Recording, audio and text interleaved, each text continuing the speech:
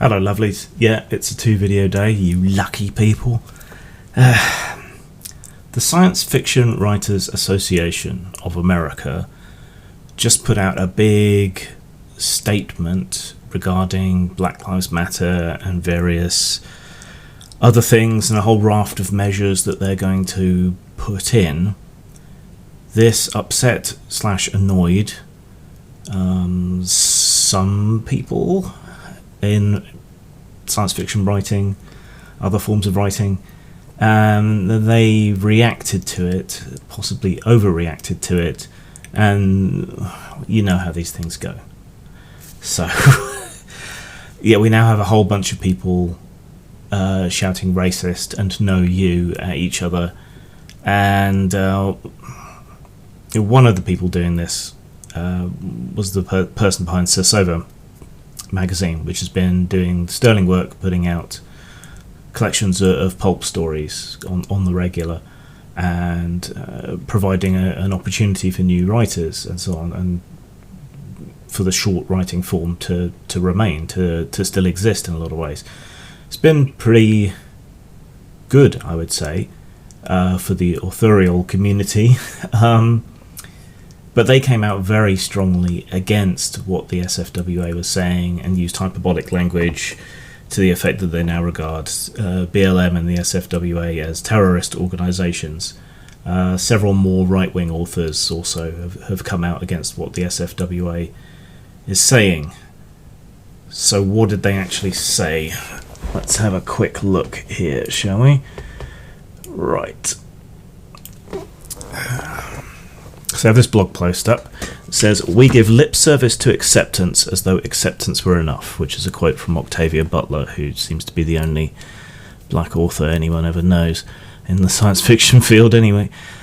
People ask how worlds like Octavia Butler's parable of the sower can exist. It happens through the slow creep of power, aided by the complacency of those shielded by their position in society. It's not enough to have an anti-harassment policy and call that good. We must work for equity, note equity rather than equality, and diversity, to make sure that underrepresented voices are heard, to increase inclusion in the genre of science fiction and fantasy, in the larger ecosystem of publishing, in our writing community and in life. We support Black Lives Matter and the protesters who are seeking justice for centuries of white supremacy and police brutality. We acknowledge that SFWA has historically ignored and, in too many instances, reinforced the injustices, systemic barriers and unaddressed racism, particularly toward black people, that have contributed to this moment. We have allowed those who spoke for change in SFWA to be drowned out by those who clung to the status quo.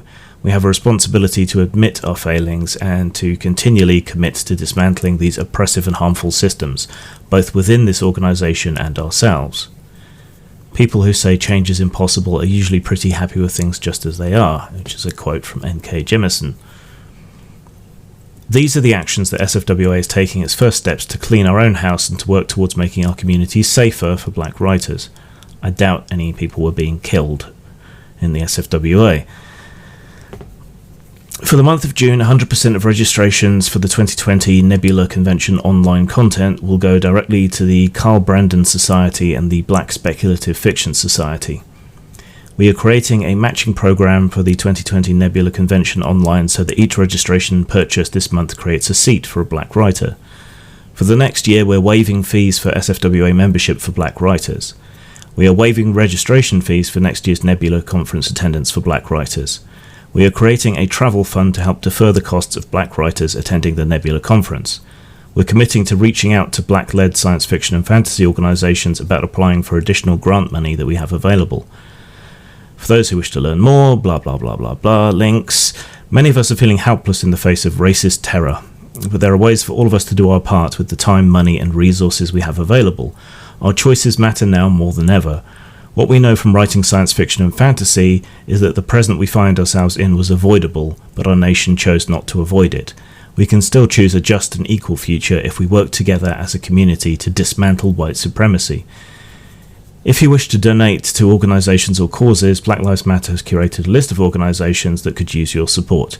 In addition to those, these groups are part of the science fiction and fantasy community. Blah blah blah, more links, yankety schmackety, simulated cheese products all over my face. unanimously signed the board of directors of the Science Fiction and Fantasy Writers of America. Now, as I said, Cirsova and others have gone hyperbolic in their opposition to this. It's probably not particularly worth it. But to steelman their position, we have the SFWA, along with a lot of other groups and organisations, taking an explicitly racialised point of view. So they're helping black writers, they're not helping poor writers. You know, it's not like this is particularly new. The SFWA has been going this way for a while. It's not entirely unexpected. Creative communities tend to be more progressive on the whole than the community around them. But the science fiction community has always also had a libertarian contingent, and some more conservative writers, Niven and Purnell, for example, who are still good despite despite their political positions.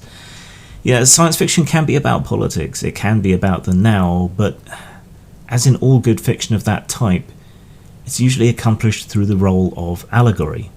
So 1984 was actually about Stalinism and the threats of the takeover of communism and the erasure of the original sort of Marxist conception of what should be going on and what was going on, and he did that through allegory by projecting forward into a future Britain that was like that. The Handmaid's Tale is not that good a book or a series, to be quite honest, but it's effective to the extent that I find it effective because it's allegorical, speculative. It's not directly beating you over the head with its message, even though it was talking about the evangelical right at the time and various other worries. Yeah, it wasn't blatant about it. It used allegory. The X-Men in comics uses allegory to talk about race issues and sexuality issues later on, and so forth. But then if you compare that to now, a lot of this stuff is just more blatant, obvious, artless, and so it's not that surprising that you would see this reflected in the professional organisations. And similar winds of change have swept through romance writers, erotica writers, the horror community, of all things. Now, I sympathise with what they're trying to do and what they think they're doing, but again, to steelman the position of Cirsova and so on, the SFWA didn't used to be racist. At least not officially. Now it is officially racist because it is using patronising, benevolent racism to boost people. Now this is made even worse because, at least according to some people, this is, at least temporarily, replacing the options they had that were for helping people in hardship. Poorer writers, new immigrant writers, people like that. So they used to have a kind of means-tested, meritocratic system that would help people who were down on their luck or out of money, which appears to, according to some people, I don't know how true it is, appears to have been either replaced or supplemented by an explicitly racialized set of criteria. Now, if you're a reasonably progressive human being, if you're even a reasonably liberal conservative, you will, of course, agree that racism is bad. And if you've adopted that position and you know that you're morally righteous in that position, to suddenly experience racism from the very people who have argued against racism for so long, it will strike people as hypocritical. Now you're going to have your different definitions of what racism is. You're going to talk about systemic racism or whatever else. Not everyone is as deep into all of that as many of us are, as many of the people watching this channel will be. They don't understand the same terms in the same way. It carries a different message. So when we say racism, they mean prejudice on the basis of race, right? And this is positive discrimination, which is still racism. It makes assumptions. And what was there before, the means-tested, providing assistance on the basis of need, that seems to have been a far better approach, one that wasn't explicitly racialised. So if we steelman what Cirsova and so on are saying, And if we ignore the hyperbolic statements, because we should probably ignore the hyperbolic statements that go the other way and call people Nazis and so on as well, I think you can see where the upset comes from, but I don't know how to bridge the divide here. I don't doubt that my words here will upset some people who are more conservative, and they will probably upset more people who are more liberal and progressive, because they don't seem to want to understand the other point of view or why people find this so outrageous. Speaking of which, Venger Satanis, who I used to be on the Inappropriate Characters podcast with, he's come in for a lot of shit lately. And it seems to come down to a couple of things he's said. Now, I don't think he's deserved his reputation up to this point. He's a lovely, fluffy, somewhat naive family man with some odd beliefs, but he holds them sincerely. I think he's a good egg when you get down to it. He has, however, expressed that all lives matter. And this is an example of this kind of communication problem. Lots of people will receive the phrase all lives matter as a dog whistle to the far right or to white supremacy or that kind of thing, right? But lots of people, particularly sort of white middle-aged Karens and perhaps people like Venger, they don't see it that way and they don't mean it that way. They mean, well, of course Black Lives Matter because they're human lives and all lives matter. Yeah, that's a perfectly fluffy, lovely statement. And when you assume that it's a racist dog whistle, well, it's only the dogs that hear the whistle, right? Not everybody else. And the other thing that seems to have upset people is that he's talked about Black Lives Matter in less than glowing terms, and has suggested that maybe, statues and so on shouldn't be torn down. As a historian, I lean in that direction myself, though I think it's more complicated when we talk about the Confederacy statues in the States, many of which were put up in the Civil Rights era. So I think that's a more nuanced and difficult issue, but a lot of the statues being threatened, particularly outside the US, have nothing to do with any of that and don't have that much nuance, and they are important to history. So I can somewhat sympathise with that position, but not all the way. But he's also described the Black Lives Matter movement as Marxist. Are they? Well, there's BLM, the hashtag, which anyone can be involved in, and there's these mass protests and things that people are just concerned about, wanting to end police brutality. But the official Black Lives Matter movement, the women who founded it, they do all self-describe as Marxists. Whether they actually are Marxists or not, I think that's open to debate. They don't particularly fit Marxist theory as I conceive of it, or have read it in Marx.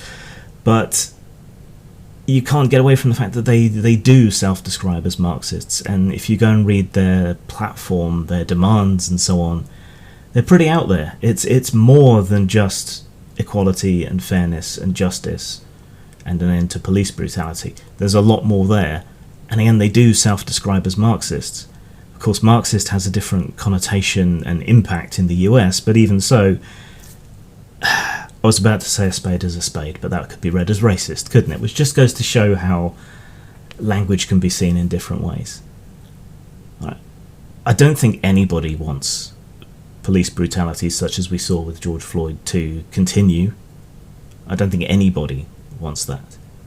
Certainly not Venger. But he has a different viewpoint on the rest. We should be able to respect that. We should be able to debate and discuss it without automatically demonizing and attacking the person on the other side.